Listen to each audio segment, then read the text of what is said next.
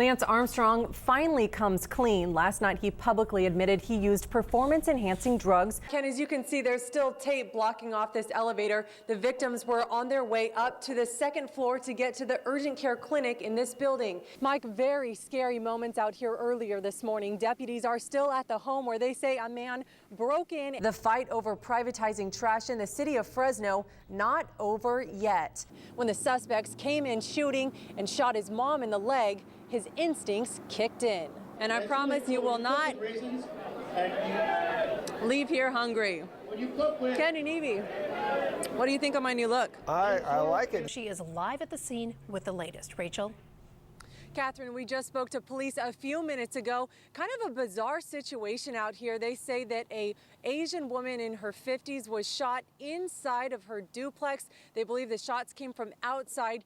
Inside the house, she was shot, was rushed to the hospital where she is, we're told, in critical condition at CRMC. Now, there were other people inside that house when the shooting happened, but they were not injured. Now, not much information on the suspects. All we know is that they may have fled in a black car. Police are looking for people, but we were not given much information on who those people may be. Again, an Asian woman in her 50s shot inside of a duplex. The shots possibly coming from outside, inside. Multiple rounds were fired. We weren't told how many yet. This happened just before 5 o'clock this afternoon. Hedges is blocked off between Recreation and Sierra Vista. We'll bring you any information as it comes in. Reporting live in Fresno, RachelAzevedo, CBS 47 on your side.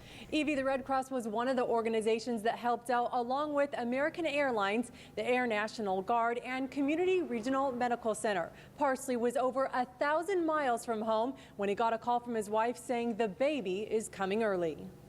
While the nation was glued to their TVs anticipating Hurricane Sandy, Jennifer Parsley was in the hospital being told she needed an emergency C-section. She was only 25 weeks pregnant.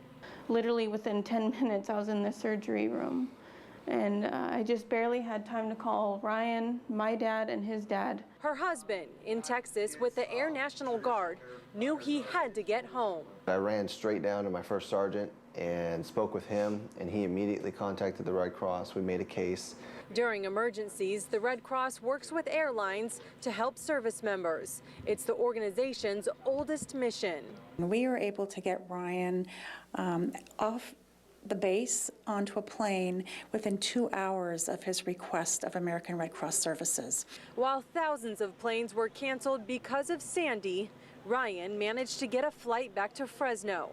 Monday night, 12 hours after the birth, Ryan got to see his wife and meet their 2-pound, 1-ounce baby girl, Olivia.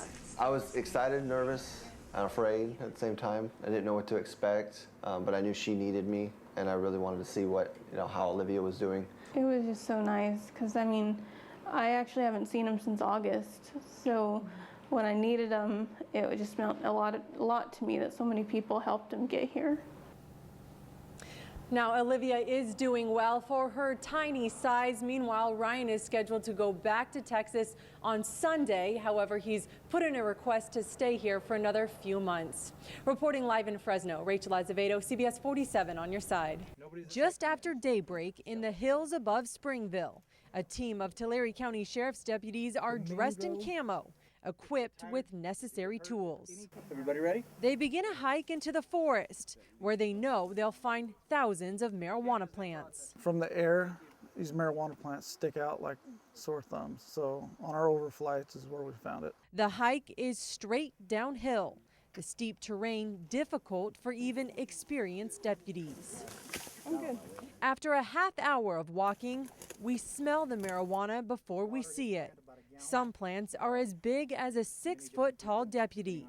These would have been harvested within weeks. All of these leaves that are in contact with the bud can also be sold. The marijuana plants are all over out here. The more you hike, the more you find. They're cutting them down, putting them in these piles, and then they're going to put them in 50-pound bundles and hike them out. About 4,000 plants are cut down. So far this summer, Tulare County deputies have eradicated 8 public land grows, destroying over 100,000 plants.